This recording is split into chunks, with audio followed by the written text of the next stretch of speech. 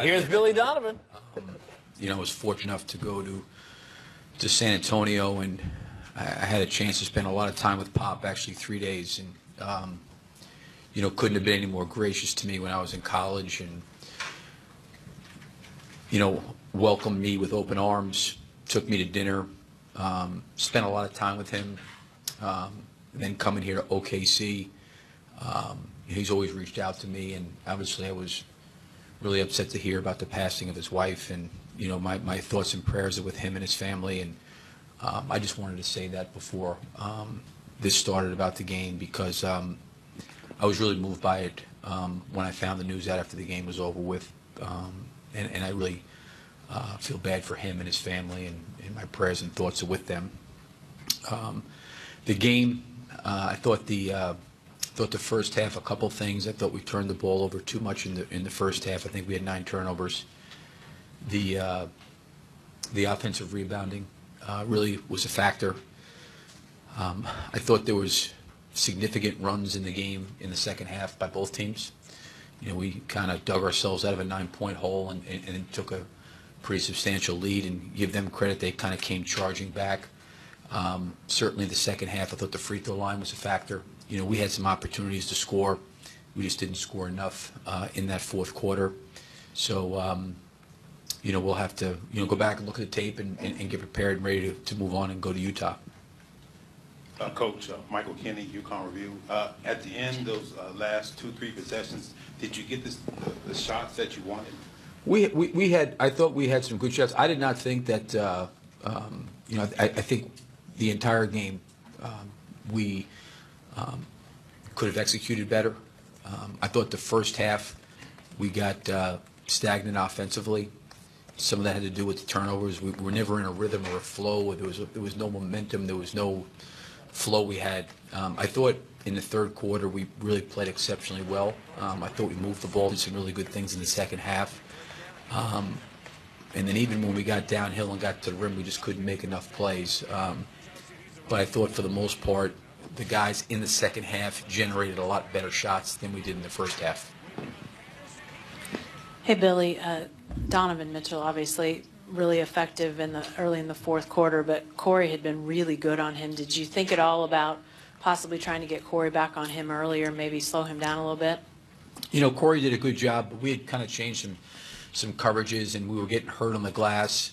I think having Jeremy in there was a reason just to try to secure some of the rebounding, because I thought, in that first half, the way Favors was rebounding and Gobert was rebounding, it was a problem for us, and the reason why they had the lead at the half. And with what we were doing defensively, we were going to be in some positions where we were going to have some guards on some bigs, and we needed to do a better job rebounding than we did in the first half. And I thought Jeremy played a very, very good game. I thought he gave us some good minutes there.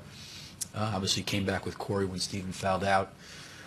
But, again, with the way we were playing defense and the things that we were doing, I didn't think the defense was that major of a problem. He was 10 for 25. It's not like he shot a really high percentage. He made some great shots coming down the stretch, but I thought we put him to the free throw line too much. And then for us, we couldn't score. We scored 16 points in the fourth quarter.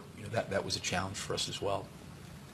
Coach, Billy, Steven Adams seemed kind of bothered by his wrist. Do you feel that kind of played into him picking up 2 quick fouls and just kind of having kind of a bad night during the game, or was it just simply one of those nights?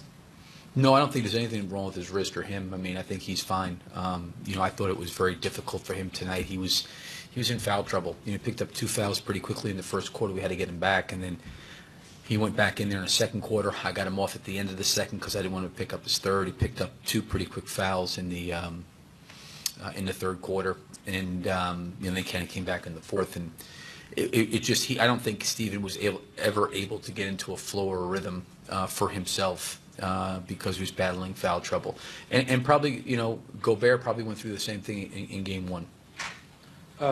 And with Russell in transition, it seemed like the Jazz really made an effort to do Euro fouls. Did you feel like that had any to do what's that now? Euro fouls? What is that? Fouling him in transition. Oh. Did you feel like that had any influence on Russell's rhythm tonight?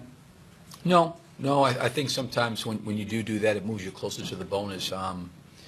I think most NBA teams, most NBA players do that. When there's a disadvantage for the defense and they don't want to give up a layup or an open shot, they'll do that. So I don't think it broke Russell's rhythm at all.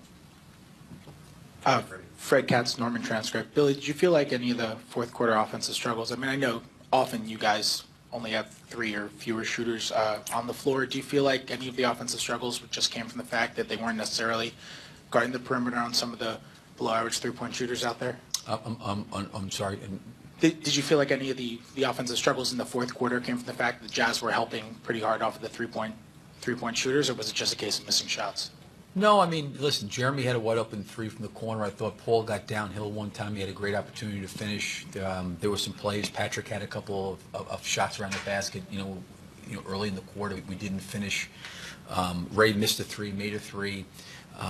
Russell had a couple pull-ups that I thought were wide open that were really, really good looks. I thought Melo got a couple good threes. So I think our main guys got pretty good looks, and I thought we moved the ball to the open man. I thought we even had times when we rolled to the basket and we had a presence to the basket, we had a hard time finishing there as well. We just didn't score enough points. 2 more. Billy, I just kind of want to clarify. Is there nothing wrong with Stevens' wrist specifically, or just no injury at all with him in his right arm, shoulder, anything? Not that I'm aware of. I mean, again, when the one thing I would say about our guys that I respect is that when those guys go on the floor and play, whatever ailments they're having or dealing with, they're certainly cleared to play. I think this time of year probably nobody feels great, but there was nothing that I'm aware of that's limiting Steven. I'm sure as much as he puts his body in play and as physical as he is as a player and the way he sacrifices his body for the team, I'm sure there's probably different things that he could be dealing with. But there was nothing that was mentioned to me that said, hey, listen, take him out. He's limited. I don't know if he can play. There was nothing like that. Anyone else? Thank you, Coach. Thank you. Russell will be next. Billy Donovan and OKC headed to Utah. We head to Cleveland.